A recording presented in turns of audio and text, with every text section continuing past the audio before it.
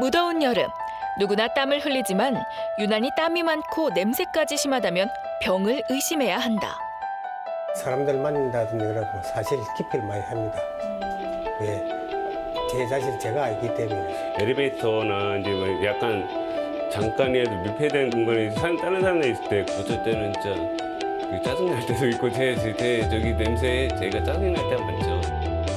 이러한 다한증과 액취증은 생활에 불편을 줄 뿐만 아니라 심한 경우 대인기피증과 우울증을 유발한다.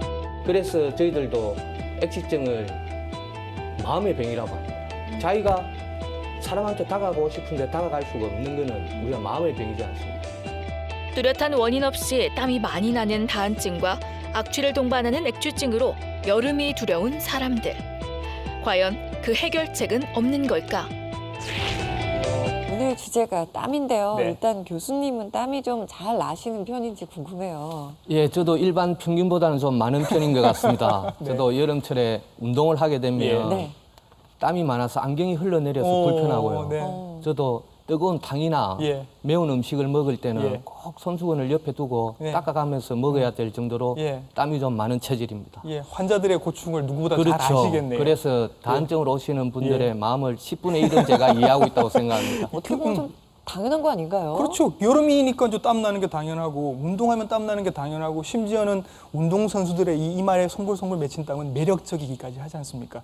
그런데 교수님 왜 땀이 문제가 되나요? 땀이 나는 경우는요, 우리가 온열성 다한, 예. 우리가 더우면 땀이 나지 않습니까? 예. 그렇죠. 그리고 정서적 다한, 네. 우리가 정서적 다한이란 우리가 긴장하거나 스트레스 받을 때 땀을 흘리지 않습니까? 그렇죠, 그렇죠. 그리고 아까 말씀드린 미각성 다한, 예. 우리가 매운 음식을 먹을 때 흐르는 땀, 그런 예. 것들이 문제가 되는데 이 예. 중에서 특히 우리가 정서적 다한, 예. 내가 땀을 흘려야 되지 않을 상황인데 네. 땀이 너무 흘러서 상대방한테 어떤 불쾌감이나 아니면 어떤 말을 들을 수 있을 때 네. 본인의 마음의 위축은 아주 예. 상당하죠.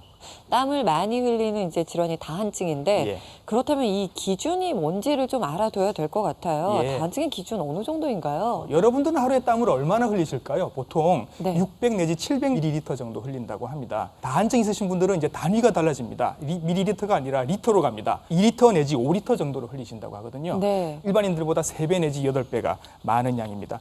보통 운동선수들이 하루 종일 운동을 해서 3 내지 4리터 정도를 흘린다고 하니까 이분들은 운동선수들보다 더 많은 양을 흘리게 되는 겁니다. 보통 마트에서 파는 1리터짜리 조그마한 페트병 이걸로 5개 정도를 마시는 게 아니라 흘리는 거니까 정말 대단한 양인 거죠. 그렇군요. 예. 정상인의 지금 8배라고 말씀을 해주셨는데 정말 어마어마하게 땀을 많이 흘린다는 생각이 듭니다. 그렇다면 여기서 궁금한 게요. 이분들이 정말 전신에 걸쳐서 다 땀을 흘리는 건지 아니면 특정 부위에 한해서 땀을 흘리시는 건지 궁금하거든요. 그렇죠. 우리 몸에 땀샘은 온몸에 다 있습니다. 네. 국소적으로 문제가 되는 부위가 드러나는 부위죠. 우리 밖으로. 네. 얼굴, 손발, 그리고 겨드랑이. 네. 이런 부위에 땀이 많이 나는 걸 국소적 다한증이라는데 이런 병들이 치료 대상이 되는 겁니다. 예. 쉽게 설명을 드리면 예. 내가 친구들을 만났는데 그 친구의 한 명은 사우나에 전기탕에 앉아 있다고 생각하시면 됩니다. 네. 남자분들 같은 경우는 사회생활을 많이 하고 사람들을 만나지 않습니까? 예. 다한증 있으신 분들은 예. 다른 사람과 악수할 때 꼭 주머니에 손수건을 넣어 다닙니다. 아. 한 번 악수하고 손 닦고 다시 손 닦고 또 닦고. 악수하고. 아. 네. 남자분들은 그런 경우가 많고 여자분들 경우에는 네.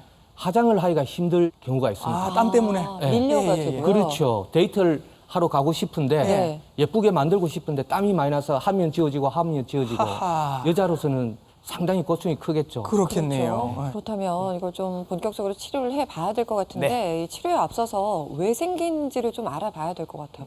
왜 이렇게 땀이 많이 나는 건가요? 다한증이 지금 아직까지 정확하게 밝혀진 원인은 없습니다. 네, 대개 한 25% 정도는 유전적 요인에 의해서 생긴다고 하고요. 예. 네. 그다음에 또 어떤 경우는 자기가 가지고 있는 신체 기저질환 때문에 발생할 수도 있습니다. 어떤 병들 때문에? 당뇨라든지, 예. 네. 그다음에 폐경. 우리 예. 여자분들은 아실 겁니다. 폐경이 되면 얼굴이 화끈화끈거리고 네.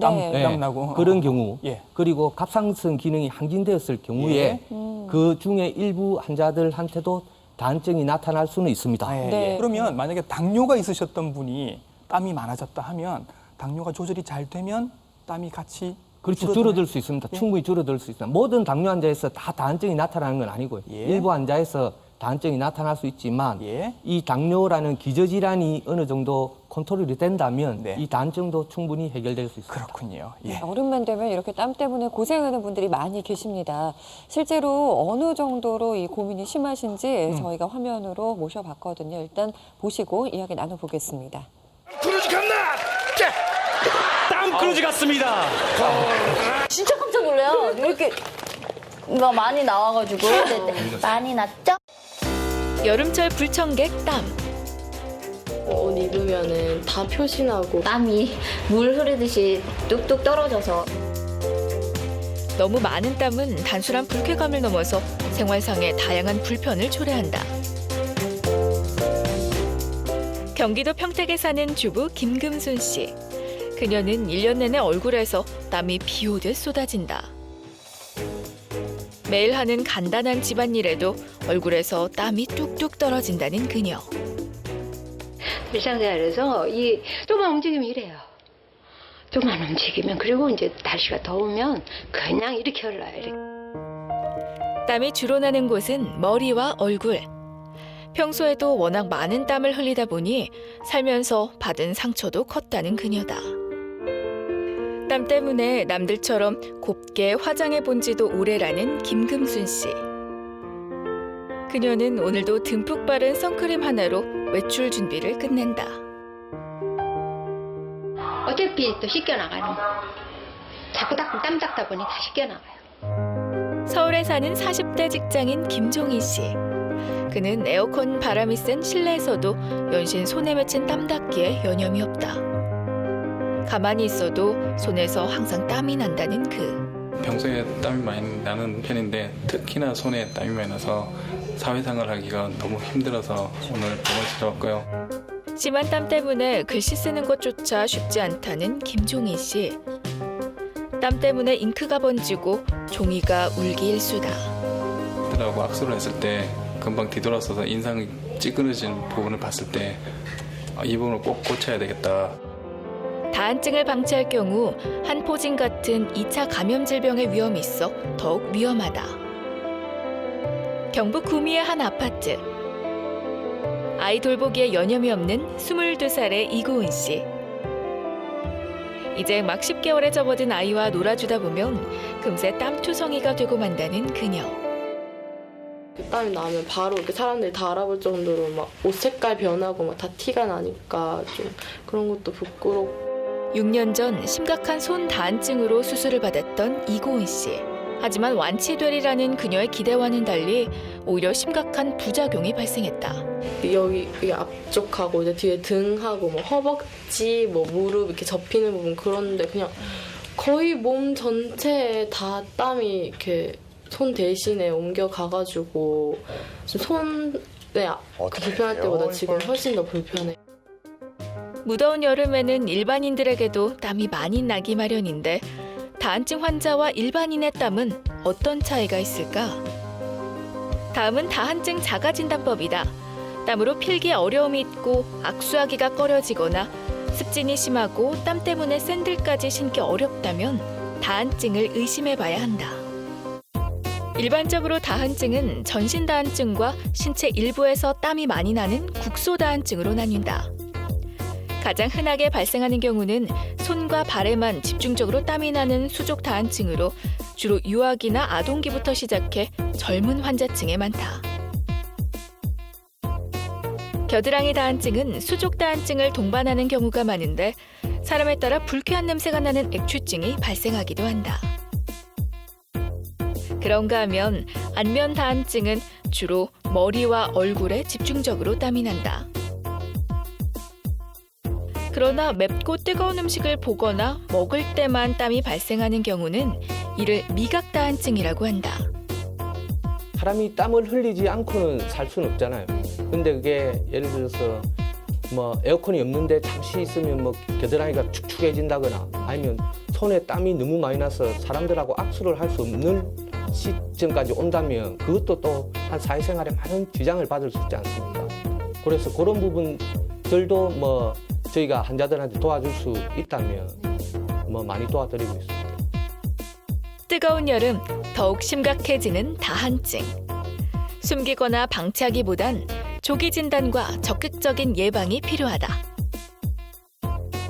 근데 문제가 그 앞서 화면에서 보신 이고은 씨 같은 경우는 수술을 받으셨거든요. 그런데도 땀이 나시더라고요. 특히 다른 부위예요? 그러게 이게 보상성 다한증이라고 부르는데 이게 수술의 후유증 중에 부작용 중에 하나입니다. 손에 땀이 많이 나서 수술을 받았는데 네. 손에는 이제 땀이 안 나요. 네. 근데 대신 가슴이나 등에 땀이 많이 나는 겁니다. 교수님 이거 왜 이런 일이 생기는 거죠? 이 다한증 수술을 해서 예. 우리가 교감신경을 차단하거나 절단하게 됩니다. 예. 그러면 항상 우리 몸은 균형을 맞추려고 하는 기본적인 기능이 있는 그렇죠. 겁니다. 네. 그래서 그쪽으로 가는 그 땀의 양이 줄어들면 네. 다른 쪽에서 배출해야 되는 것으로 생각하고 있습니다. 아하. 그래서 저런 보상성 다한증이 네. 나타나게 되는데요. 예. 우리가 수술하면 뭐 100%에서 나타나는 것은 아니고요. 예. 한 50% 정도에서 나타나지만 네. 그것도 문제가 되는 경우는 5% 정도도 되진 않습니다. 그래서 그런 수술을 너무 겁내하실 필요는 없는데요. 네. 하지만 주의는 기울여야 됩니다. 그렇군요. 그렇죠. 다한증만큼이나 또 고민되는 게 액취증이죠. 그렇죠. 이제 우리가 흔히 겨드랑이 암내라고 부르는 건데요. 네. 땀이 나는 거는 그냥 본인만 힘들 수 있지만 이제 냄새가 나기 시작하면 서서히 민폐를 끼치기 시작합니다. 제가 듣기로 교수님, 우리나라에 유독 액취증으로 치료받으시는 분들이 많다고 들었습니다. 환자가 많아서 그런 건가요? 환자가 많다기보다는 예. 우리가 흑인에서는 예. 100% 액취증이 난다고 하고요. 100%요. 예. 네. 백인에서는 80%가 난다고 합니다. 예. 그러나 우리 한국에서는 5%가 난다고 합니다. 근데 왜 5%요? 수술을 더 많이 해요? 다 나는 냄새는 문제가 되지 않습니다. 아. 저희들이 중국장을 먹으면 우리는 문제가 되지 않잖아요. 예, 예. 근데 그렇군요. 그 서양인이 와서 네. 그 자리에 앉았다면 서양인한테는 문제가 되는 거죠. 예. 아. 그러니까 다 같이 나는 냄새는 문제가 되지 않습니다. 그렇기 때문에 흑인이나 백인들이 사는 저런 서양권에서는 예. 네. 이런 액취증 수술이 많지 않습니다. 아. 그러나 한국에서는 20명 중에 1명이 나기 때문에 예. 20명이 앉아 있는데 자기 혼자 냄새가 난다. 예. 수술하시겠죠. 그렇죠, 그렇죠. 그러니까 나만 나는 비교의 거니까. 문제인 거군요. 다 나면 문제가 안 되는데 그렇죠. 나만 나면 문제가 맞습니다. 된다거든요. 네, 네. 아, 젊어서 배낭여행 같은 거 다녔을 때 주로 이제 사람들 많이 타는 지하철을 타게 되고 또 숙소도 이렇게 좀 저렴하게 우르르 같이 자게 되는 게스트하우스 이런 데서 네네. 자게 네. 되잖아요. 그러면 저만 힘든 거예요. 냄새 때문에. 아. 걔네들은 괜찮아 보여요. 저만 힘든 거예요. 그 약간 오래된 치즈 냄새 같은 게 나거든요. 네. 근데 반대로 걔네들도 같은 얘기를 합니다. 우리나라에 오게 되면 자기들만 힘들다고 얘기를 하거든요. 무슨 마늘 냄새 비슷한 게 난다고 얘기를 합니다. 이게 인종 간의 차이가 있는 건가요? 아니면 음식 때문에 차이가 생기는 건가요? 그 일정 부분 음식과도 관련이 있습니다. 예. 저희가 피지와 땀샘에서 분비물이 생기거든요. 네. 그럼 이 분비물들이 이제 피부를 뚫고 나오지 않습니까? 그렇죠. 그럼 이 피부를 뚫고 나와서 예. 이 분비물들이 세균과 접촉할 수도 있고 접촉 안 할 수도 있지만 어쨌든 네. 지방산이라는 걸로 바뀌게 됩니다. 네. 그럼 이 지방산에서 냄새가 나는데요. 예. 이 지방산이 음식과 관련이 있다고 얘기하죠. 어. 그러니까 뭐 육고기를 많이 드시면 예? 네. 뭐 그런 비린 냄새가 날 수도 있고 예. 아까 커리 말씀하신 커리 냄새 날 수 있고 예. 외국 사람들이 우리한테 얘기하는 가장 많은 것 중에 하나가 마늘, 예. 그다음에 발효 음식 냄새가 난다 하거든요. 발효 음식이 많으니까 우리는. 그렇죠. 저희들 네네. 김치도 많고 그렇죠. 그다음에 젓갈도 많고 네. 그래서 그거는 인종들마다 예. 조금 느끼는 게 틀린 것 같습니다. 그렇군요. 아, 이렇게 해서 이제 문제라고 생각이 돼서 병원에 가면 교수님은 이제 어떻게 진단을 하세요? 가장 뭐 객관적으로 쉬운 방법은요. 네. 보통 그 환자분한테 2시간 그러니까 목욕을 하고 네. 2시간 후에 끄지를 가지고 겨드랑이를 한번 예. 썰어서 네. 그다음에 30cm 앞에서 냄새를 맡아보라고 하죠. 아, 자가 진단법이군요. 예. 하지만 우리 후각이라는 거는 개인의 감각입니다. 개인의 네. 감각은 이 맞는 사람에 따라서 많이 틀려질 수 있습니다. 네. 예. 그래서 저는 주로 환자들한테 오면 첫 번째 자기 몸에서 냄새가 나요. 첫 번째 묻고 네, 네. 두 번째 가족들이 알아요. 그렇게 묻습니다. 세 번째 혹시 주위의 친구들이 알아요. 네.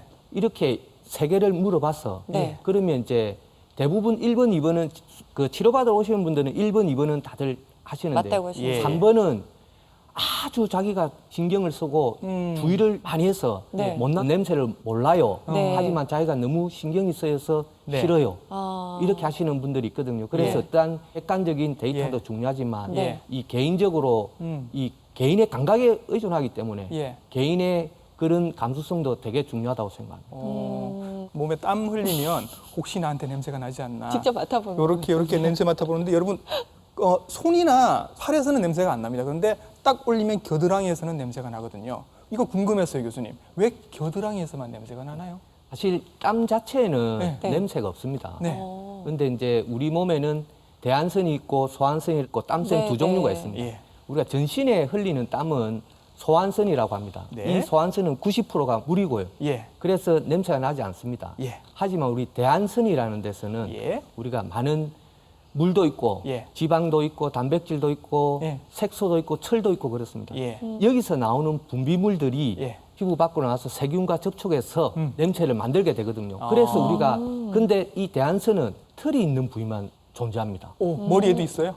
그렇죠. 머리에도 있죠. 그리고 예. 겨드랑이, 예. 그다음에 우리 생식기 부분. 네. 아. 그래서 그런 부분에 냄새가 나지 않습니까? 예, 예. 근데 이 땀에는 냄새도 없고 색깔도 없다고 말씀을 해주셨거든요. 그런데 어떤 분들은 이 옷 겨드랑이 부위가 이렇게 누렇게 변하신 분들이 네. 있더라고요. 맞아요. 예. 이거는 그냥 정말 옷이 오랫동안 그 상태로 보관이 돼서 그런 건지 아니면 땀 자체에 어떤 문제가 있는 건가요? 대한선에서 분비되는 네. 물질 중에 예. 아까 제가 지방산하고 지방, 단백질, 그다음에 철분, 그다음에 색소 예. 이런 것들 설명드렸지 않습니까? 예. 네. 그런 것들이 피부 바깥으로 나와서 땀이 많이 나고 세균과 접촉해서 예. 그런 것들이 색깔을 변하게 하는 거죠. 누렇게 되는 사람도 있고요. 예. 빨갛게 되시는 분들도 있고 녹색으로 되시는 분들도 있습니다. 그래요? 대부분 이제 노란색이 많아서 우리가 노란색이라고 하지 네. 서너 종류의 색깔로 나타날 수 있습니다. 그것은. 그러니까 다른 균이랑 이제 접목이 그렇죠. 돼서 이제 색깔이 네. 이렇게 변색으로 나타나는 그렇죠. 거군요. 아, 그래서 와이셔츠 겨드랑이랑 속옷 색깔이 노랗게 변하는 게 그렇게 설명이 될 수 있겠군요. 예, 맞습니다. 그렇군요. 요새는 또 제모를 굉장히 많이 하시잖아요. 제모랑 이 액취증이랑도 관련이 있는 건가요? 그 액취증의 비수술적 요법 중에 네. 제모가 있습니다. 아, 도움이 되는군요. 그렇죠. 예, 예. 이게 네. 우리가 모공 바로 밑에 네. 대한선이 존재하고요. 예. 그다음에 이 털이 냄새를 앞으로 나아가게 합니다. 그래서 이게 액취증이 있으신 분들은 네. 이 겨드랑이를 그 제모까지는 아니더라도 짧게 깎아야 되고요. 네. 아 근데 어릴 때는 땀이 분명히 안 나고 또 냄새도 안 났는데 나중에 크면서 이 액취증이 생겼다는 분들도 계시거든요. 이건 특별한 이유가 있는 건가요? 예, 그거는 이유가 있습니다. 냄새라는 거는요. 네. 이 성호르몬의 분비에 영향을 받습니다. 그래요? 그렇죠. 이게 잘 생각해 보시면 네. 네. 털이 있는 부위의 냄새는 고대부터 보면 예. 이성을 유혹하기 위한 냄새였습니다. 아하. 그래서 어떻게 보면 네. 적절한 냄새는 예. 이성을 유혹하기 좋을 수도 있습니다. 네. 하지만 그게 심해지면 안 예. 되는 거죠. 그래서 그 성호르몬 때문에 네. 이런 액취증은 사춘기가 지나야 발현이 되고 아. 반대로 여자가 폐경이 되면 줄어듭니다. 오. 그래서 이 성적 호르몬이 아주 활발할 때 발생이 되는 거죠. 아, 그렇군요. 그러면 이제 나이가 들어서는 이 액취증이 있던 분도 없어질 수 그렇죠. 있는 거군요. 줄어드는 거죠. 아, 그렇군요. 네. 그래요. 땀 냄새가 나면 주위 분들에게 이제 냄새를 풍기는 것도 문제지만 일단은 본인 자체가 굉장히 고민이 깊어질 것 같습니다. 네. 실제로 이 액취증이 있는 환자들 어느 정도로 심각한지, 어느 정도로 말 못할 고민이 있는지 저희가 화면으로 만나봤습니다. 22살의 구미연 씨. 그녀는 사람이 많은 대중교통을 이용하기 위해 늘 마음의 준비를 해야 한다.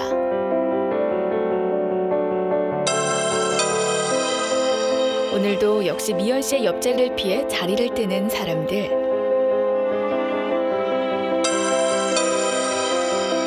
때문에 미연 씨는 늘 도망치듯 구석으로 자리를 피한다.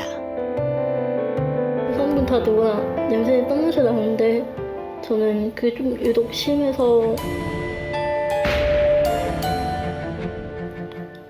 제가 느끼기에는 좀 땀이 많이 나는 편인 것 같은데 유독 겨드랑이 뒤에서만 땀이 많이 나요.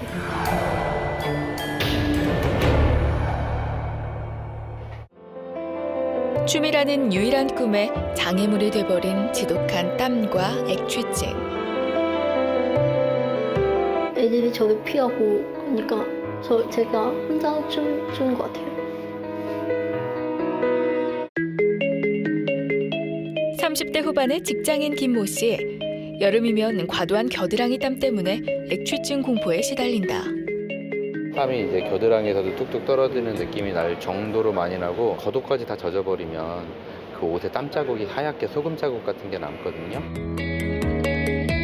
액취증은 겨드랑이나 항문 등의 땀을 많이 흘리면서 심한 악취가 나는 병이다. 우리 몸에는 두 종류의 땀샘이 있는데 그중 아포크린 땀샘에서 나오는 땀이 액취증의 원인이다. 평소 온몸에 땀이 비오듯 흐르고 땀에서 심각한 악취가 난다는 송연아 씨. 얼음 좀 많이 좀 넣어주세요. 다한증 환자 중에는 이처럼 액취증을 동시에 앓고 있는 경우가 많다. 그는 현재 다한증과 액취증으로 생활에 불편을 호소할 뿐만 아니라 심각한 정신적 스트레스에 시달리고 있다. 흐르시네요. 조금만 움직여도 이렇게 땀이 나세요? 좀 급하게 뭐 어디 뛰어가거나 하면은 금세 좀 나는 편이에요. 여름에 음료수 얼음 엄청 찾으시겠는데요? 예. 거의 이제 아이스크림은 기준하면 하루에 많이 먹으면 7개까지도 먹어봤으니까요. 근데 처음에는 옷을 아까 가지고 다니기도 했었지만 오늘 계속 갈아입고 하다 보니까 그것도 어떻게 보면 약간 제 자신한테 귀찮기도 했고 해가지고 어제 갈아입어봤자 금방 또 젖고 해가지고 이제 갈아입는 걸 포기했어요 그냥. 고심 끝에 액취증 수술을 결심한 송연아 씨. 그는 과연 땀 냄새가 얼마나 심각했던 걸까? 글쎄요. 지금 제가 생각하기에는 좀 많이 난다고는 생각은 해요. 그러니까 어느 정도냐면 그러니까 주위에서는 이제 표현이나 이런 거 잘 안 하지만 그래도 약간 그 느낌 있지 않습니까? 제가 제 자신이 저 역해서 제 자신 땀 냄새가 싫다 정도 느낄 정도면 상대방도 느끼니까 그게 조금 저기죠. 어쩔 때는 진짜 그 짜증 날 때도 있고 제 저기 냄새에 제가 짜증이 날 때가 많죠. 어쩔 때는 엘리베이터나 이제 뭐 약간 잠깐이라도 밀폐된 공간에 다른 사람들 있을 때 그때가 조금 솔직히 이제 말은 이제 표현은 저도 미안해서 표현도 못하지만 그럴 때가 가장 속으로는 그렇죠. 여름처럼만큼 진짜 일을 하기 싫다는 생각을 할 때도 있었어요. 심하게 생각을 하면은. 연아 씨가 선택한 치료 방법은 아포크리너 시술법이다. 이는 초음파 지방 흡입술을 이용해 피부 표면에 손상을 주지 않으면서 액취증의 원인이 되는 아포크린 땀샘을 선택적으로 제거해 다한증과 액취증을 동시에 치료하는 방법이다. 보통 이제 다한증이라는 건 겨드랑이에 땀이 많이 날 수도 있고 손발에 많이 날 수도 있고 그죠? 그런데 이제 우리가 그때 자율신경계에 이제 보상장애로 인해서 뭐 그전에 손에 땀이 많이 나서 수술을 했는데 뭐 발바닥에 땀이 많이 날 수도 있고 그거는 다양하게 나타날 수 있습니다. 그래서 보통의 환자들, 제 환자들 같은 경우는 뭐 특별히 그런 환자들은 경험해보지는 못했습니다. 연아 씨가 받은 아포크리너 시술은 회복 속도가 빠르고 부작용과 재발률이 적어 바쁜 현대인들에게 각광받는 액취증 치료법이다. 조금 뭐 땡길 수는 있는데 이제 수술하고 나서 한 일주일 정도면 거의 치료는 끝나거든요. 그거 지나고 나시면 갈수록 이제 냄새가 점점 줄어들 겁니다. 3, 4개월 후에는 아마 본인도 냄새를 인지하기가 되게 뭐 95% 이상은 인지를 못 하시고요. 그래도 혹시나 조금의 그 대한선이 남아 있을 수는 있습니다. 그렇다면 그때 말씀드렸듯이 6개월에 와서 간단하게 한 번 더 시술을 받으시면 앞으로 뭐 사회생활 하시고 하는 데는 전혀 불편함이 없을 겁니다. 액취증을 유발하는 아포크린 땀샘은 사춘기 이후에 발달한다.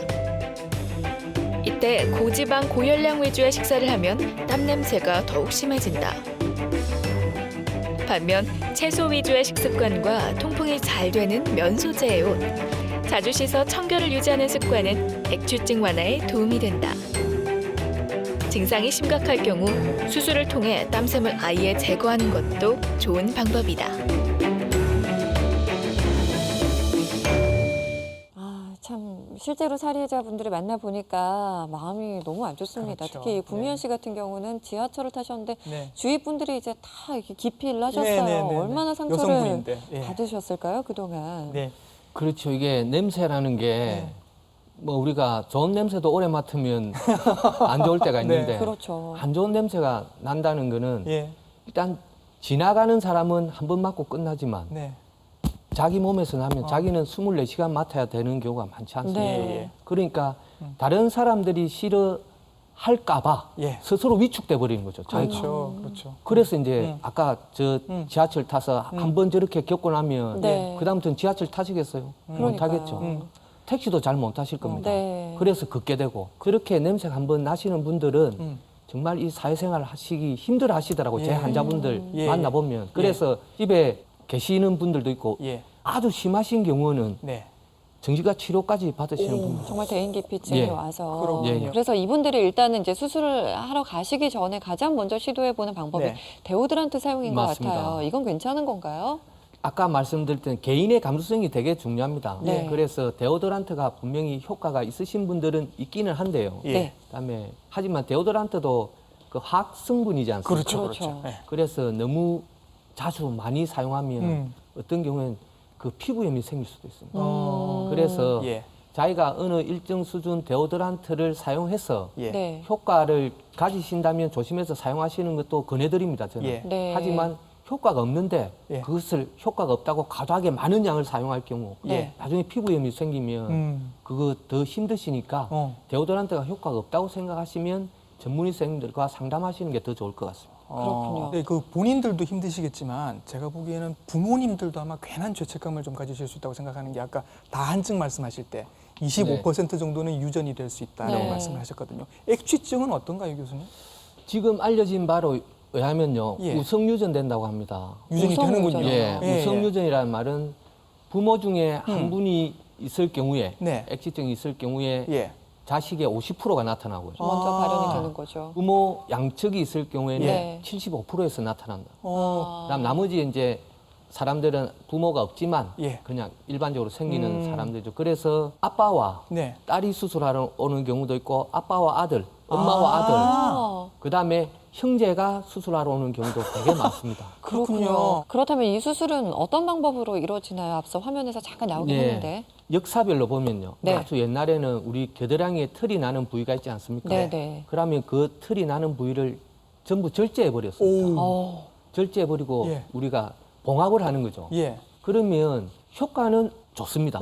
그렇겠네요. 예, 아예 없애버리니까. 네. 하지만 10cm 이상의 흉터가 생기는 거죠. 네. 그래서 이제 흉터가 많이 생기니까 그 다음 단계로 넘어가서 이제 한 5cm 정도의 절개를 해가지고 그 피부 밑을 뒤집어서 땀샘을 깎아내는 거죠. 우리가 절제하는 거죠. 네. 하지만 이것도 우리가 5cm의 반응이 생기고요. 액취증의 수술이라는 건 가장 중요한 것은 첫 번째로 효과가 있어야 되고요. 두 번째는 안전해야 됩니다. 세 번째로는 부작용이 없어야 되고요. 네 번째는 치료 기간이 짧아야 됩니다. 네. 다섯 번째는 흉터가 없어야 됩니다. 그렇죠. 짧은 옷도 많이 입고 하니까 네. 이 반응에 아주 민감합니다. 그래서 그 다음에 발전한 게 화면에서 보셨던 초음파 지방 흡입기입니다. 이거는 우리 겨드랑이 밑에 한 2mm 정도의 절개를 통해서 2mm요, 2mm. 그렇죠. 이 초음파 관만 들어가면 됩니다. 이 관을 넣어서 거기서 초음파가 발생하게 됩니다. 그 초음파로 땀샘과 대안선, 소안선을 녹이는 거죠. 녹이고 그 지방과 함께 흡입해내는 거예요. 네. 물론 보지 않고 하는 수술이라서 이건 좀 숙련도가 문제될 수 있습니다. 많이 경험 있으신 분들한테 하시는 게 중요하고요. 그다음에 효과 면에서는 아까 말씀드린 첫 번째, 두 번째보다는 조금 떨어질 수 있지만 그래도 아까 제가 말했던 흉터 없고 그죠? 입원하실 필요 없고 만약에 해서 그게 다 제거되지 못한 대안선이 남아있다면 한 6개월이나 1년 후에 다시 수술을 할 수 있고 그다음에 조금 남아있는 것들은 우리 수술요법이 아닌 자주 씻고 청결히 하고 그다음에 뭐 세균 번성을 막으면 충분히 일상생활 가능하다고 하기 때문에 저는 만약 제 아들이 액취증이 있다면 저는 제가 한 저 초음파 지방 흡입술로 수술을 해줄 겁니다. 아까 다한증 수술하실 때는 왜 그 수술 부작용으로 보상성 다한증 생긴다라고 말씀하셨잖아요. 근데 액취증도 수술하고 나면 보상성 액취증 뭐 그런 건 없어요? 보상성 액취증이라기보다는 아까 제가 말씀드렸던 그 수술 시에 다 제거하지 못한 땀샘들이 남아 있다가 그게 한 3, 4개월 지나서 다시 그 분비를 해서 어느 정도 냄새가 나는 건데 틀림없이 어떠한 수술이든 자기가 수술 전에 나던 냄새가 100이라고 하면 틀림없이 그 다음에 나는 냄새는 30, 40, 20 이렇게 줄어들어 있습니다. 그래서 크게 그런 부작용에 대해서 심각하게 생각 안 하셔도 됩니다. 네, 지금 수술 방법으로 초음파 흡입술을 말씀을 해주셨는데 앞서 입원이 필요 없다고 말씀을 해주셨거든요. 회복하는 데는 어느 정도 시간이 걸리나요? 보통 회복하는 데는 저희들 환자분들한테 일주일 설명드리고요. 네. 수술 한 날부터 한 이틀 정도는 팔의 운동을 조금 제한하고요. 네. 그다음엔 이틀에 한 번씩 병원에 한 3번 정도 내원하시면 일단 1차적인 수술 치료는 끝납니다. 회식 자리에서 어떤 분을 뵀는데 고기를 끊었다고 하시는 거예요. 채식, 뭐 건강을 위해서 채식을 하는 게 아니라 액취증 때문에 고기를 끊었다. 그래서 설마 그게 효과가 있겠나 했는데 이분은 효과가 있다고 말씀을 하시는 거예요. 네. 근거 있는 얘기입니까, 교수님? 예, 효과가 있을 수는 있습니다. 네. 우리 액취증이 아까 말했던 대한선에서도 분비물이 나오고 그 피지선이라고 네. 거기서도 분비물이 나오거든요. 그러면 이 피지가 우리가 육고기나 지방 성분에 아주 그 활발히 활동하게 됩니다. 네. 그 예를 들면 여드름 많으신 분들이 돼지고기 이런 걸 잘 안 드시려고 먹지 말라고 하죠. 그죠? 네. 그게 그 여드름이 피지선의 분비가 활발한 거 아닙니까? 그 겨드랑이에 있는 피지선이 어느 정도의 액취에 관련이 있기 때문에 육고기가 관련이 있을 수 있고요. 이렇게 관련이 있으시려면 그분은 고기를 되게 좋아하셨을 것 같습니다. 평소에. 좋아하던 사람이니까. 예, 충분히 관련이 있습니다. 그러면 액취증을 악화시키는 음식이 있다면 완화시키는 음식도 있을 것 같거든요. 어떤 음식이 괜찮나요? 특별히 우리가 아주 그런 건 없고요. 우리가 네. 비타민 E가요. 피부의 신진대사를 활발히 하고 그다음에 네. 세균의 정식을 좀 억제한다고 합니다. 네. 그래서 우리가 비타민 E가 많은 녹황색 채소들, 네, 네. 호박, 양배추, 당근. 시금치, 당근 네. 이런 것들을 드시는 게 어느 정도의 도움은 될 수는 있습니다. 그렇군요. 오늘 이 땀에 관해서 이야기를 나눠보고 있는데 이렇게 하니까 땀이 굉장히 안 좋은 것처럼 느껴지는데 사실 땀이 우리 몸에서 굉장히 중요한 역할을 하고 있잖아요. 굉장히 중요하죠. 굉장히 중요한 역할을 합니다. 몸에 있는 노폐물을 밖으로 배출하는 역할, 그리고 체온 조절을 하는 역할을 하는 거죠. 여러분들 개는 땀샘이 없습니다. 그래서 한여름에는 개들이 계속 혀를 내놓고 있습니다. 헥헥거리죠. 네. 혀로 이제 체온 조절을 하는 거죠. 네. 우리 몸에 땀샘이 없다면 저도 혀를 계속 내놓고 방송을 해야 됩니다, 여러분. 저한테 땀샘이 있는 게 다행 아닙니까? 그럼 제 몸에는 땀샘이 몇 개나 있을까요? 한 200만 개에서 400만 개 정도가 있고요. 아까 말씀하셨는데 소한선이라는 땀샘은 우리 몸 전체에 다 있는 거고 대한선이라고 하는 땀샘은 일부에 있습니다. 냄새가 좀 나는 곳들. 겨드랑이, 배꼽, 사타구니 이렇게 있는 거죠. 그렇군요. 네. 그런데 땀이 전혀 없는 분들이 있다는 얘기를 들은 적이 있거든요. 이게 진짜 그런 분들이 계시는 건가요? 네, 저도 직접 환자를 보지는 못했지만요. 네. 땀이 나지 않는다는 거는 되게 불편합니다. 그 제가 예를 들면 우리가 겨울에 네. 건조하죠. 그렇죠. 피부 건조하죠. 네. 그렇죠. 피부 건조하면 어떤 일이 발생합니까? 가려워요. 그렇죠. 네. 잘 때 가렵죠. 가려고 갈라지고. 그렇죠. 갈라지고. 그게 땀이 없어서 땀이 그런 없어서. 수분이 없어서 그런 거거든요. 그래서 우리가 겨울철에는 샤워하고 나면 보습제 많이 바르지 않습니까? 그렇죠, 그렇죠. 근데 이렇게 온몸에 땀이 없다면 예. 그런 것부터 시작해서 어떤 경우에는 이제 체온 조절이 안 되지 않습니까? 그 몸에 열이 계속 올라가는 겁니다. 예. 아주 심각한 때까지 갈 수도 있죠. 예. 근데 다행스럽게도 저는 아직 그렇게 전신적 무한증 환자는 보지는 못했습니다. 그렇게 흔한 질환은 아닌 네. 거군요. 네, 오늘 이렇게 땀에 대해서 알아보고 있습니다. 네. 앞서 교수님께서 말씀 중에 음식도 굉장히 중요하다고 말씀을 해주셨거든요. 이 식이요법이랑 먹을거리 어떤 게 좋은지 좀 선생님이 알려주셔야 될 것 같아요. 네, 이 여름에 땀 흘리고 기력이 쭉 빠지신 분들 계시죠? 여러분들의 기력을 회복시켜드릴 건강식품 소개해드리겠습니다. 닥터의 밥상에서 만나보시죠.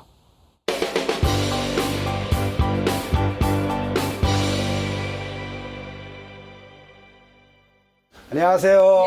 반갑습니다. 요즘 땀 때문에 고생이신 분들이 많더라고요. 예, 그 땀 때문에 고생하는 사람이 정말 많습니다. 그분들한테 어떤 요리를 소개해 주세요? 고대부터 여자들이 땀을 많이 흘릴 때 먹던 5대 보양식이 있는데 그중 첫째가 동충하초 닭백숙이에요.